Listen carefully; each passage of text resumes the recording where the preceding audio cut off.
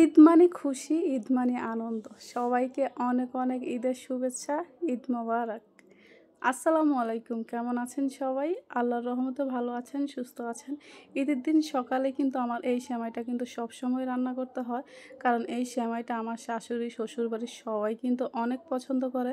সেমাইটা রান্না করার জন্য ১ম এ কিন্তু আমি বাদাম কুচি করে নিয়েছি। এটা কিন্তু চীনা বাদাম আর কয়েকটা কিশমিশ ধুয়ে এখন ১ চামচ ঘিয়ের ভিতরে দিয়ে এটাকে কম আঁচে কিন্তু একটু ভালোভাবে ভেজে নিব। আপনারা ইচ্ছা করলে এখানে আরও ৪-৫ রকমের বাদাম কিন্তু ইউজ করতে পারেন। তো আমার ঘরে এক রকমের বাদাম ছিল, সেটা দিয়ে কিন্তু আজ রান্না করে ফেলেছি। তো এই তো কম আঁচে কিন্তু ভালোভাবে এগুলোকে একটু লাল, লাল করে ভেজে নিব। তো ভাজা শেষ হয়ে গিয়েছে। এখন কিন্তু আমি ১ প্যাকেট লাচ্ছা সেমাই নিয়েছি। আর এটাকে ১ চামচ ঘি দিয়ে এটাকে ভালোভাবে একটু মচমচে করে ভেজে নিব। এতে আপনার সেমাইটা একদমই কিন্তু ভেঙে যাবে না। সেমাইটা প্রায় আমি ৫ মিনিটের মতো কিন্তু এটাকে কম আঁচে কিন্তু একটু ভালোভাবে একটু ভেজে নিয়েছি। আগুনটা এতে বাড়িয়ে দিলে কিন্তু সেমাইটা কিন্তু ভাজা ছাড়াই কিন্তু পুড়ে যেতে পারে।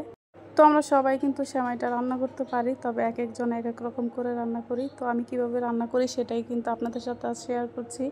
তো এই তো আমার সেমাইটা কিন্তু অনেকটাই কিন্তু ভাজা, ভাজা হয়ে গিয়েছে। আপনারা দেখেই বুঝতে পারবেন এটা অনেকটাই কিন্তু মচমচে হয়ে গিয়েছে। এখন আমি এটাকে একটা বলের ভিতরে নিয়ে নিচ্ছি যাতে একটু ঠান্ডা হয়ে যায়। আর এখন এই তো চুলায় পানি বসিয়ে দিয়েছি আর এই তো পরিমাণ মতো চিনি দিয়ে দিয়েছি। আর এখন দিয়ে দেবো স্বাদ মতো লবণ। চিনি, লবণ সবকিছু আপনাদের স্বাদ অনুযায়ী এটা আপনারা ইউজ করবেন।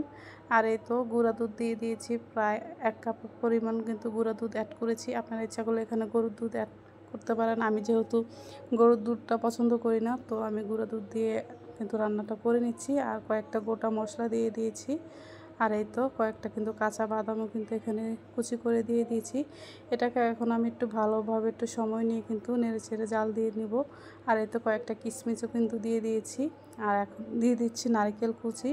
নারকেল কুচিটা দেওয়ার পর কিন্তু এটাকে কিন্তু আমি প্রায় ১৫ মিনিটের মতো কিন্তু জাল করে নিয়েছি, যাতে মশলার ফ্লেভার, সব কিছুর ফ্লেভার যাতে একদমই ভালোভাবে চলে আসে। তো এই তো আমার কিন্তু এটা হয়ে গিয়েছে। তো আর সেমাইটাও ঠান্ডা হয়ে গিয়েছে। এখন দুধটা কিন্তু আমি হালকা একটু ঠান্ডা করে নিয়েছিলাম। তো এখন আমি সেমাইয়ের ভিতরে দিয়ে দিচ্ছি। আর এই তো এটা ভালোভাবে একটু মিশিয়ে নিচ্ছি নেড়েচেড়ে।